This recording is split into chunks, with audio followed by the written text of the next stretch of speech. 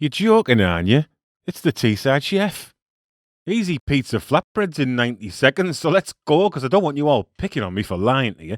So we're adding 1.5 teaspoons of salt to 500 grams of pizza flour here and 2 sachets of dried yeast. And don't hit me for putting a teaspoon of sugar in here. And we've given that a stir and add 350 millilitres of lukewarm water to that and 50 millilitres of olive oil. And we'll give that a quick stir before we bring it together. And I'm bringing this together in my machine here, but you can knead it a bit with your hands if you haven't got a machine. And once it's smooth, that's good enough. And I'm oiling my bowl here before the first rise so it doesn't stick. And I'm covering it and I'm going to leave it for about an hour until it's doubled in size, like this.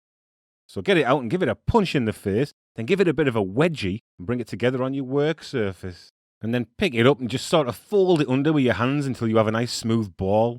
And cut that into 4 equal pieces and shape them into 4 little smooth balls. And let's put some oiled cling film on these, and they need to rise again for about 30 minutes. And they look good now, so let's shape them and just sort of push them around like you lot did to that kid that you used to bully at school.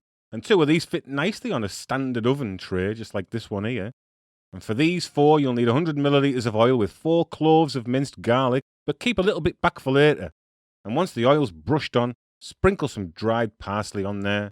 And get them in the bottom of a preheated oven for 10 to 12 minutes at 220 degrees fan. And when they're done, brush them with a little bit more oil, and that's it. Easy pizza garlic flatbreads in 90 seconds as promised. So now you've got that, you lot can go and terrorise someone else. See you later, pencil necks. Terror.